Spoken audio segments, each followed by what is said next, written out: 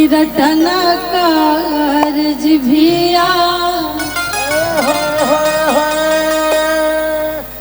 राम रघुरैया।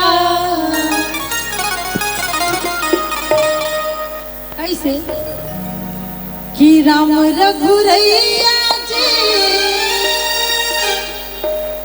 राम रघुरैया। गांधी बाबा रटना करे जिभिया राम रघुरैया रटना करे जिभिया राम रघुरैया रटना करे जिभिया राम रघुरैया। देखिए भगवान जब भी देह स्वस्थ बनेले बने दुगो हाथ देले बनी तो दोनों हाथ से कम प्रभु श्री राम के नाम पे भजन के समय दोनों हाथ से ताली जरूर लगे के चाहिए। एक बार हमारा साथे साथे रोज सब बोले बोले बोले श्री रामचंद्र की। रटना करे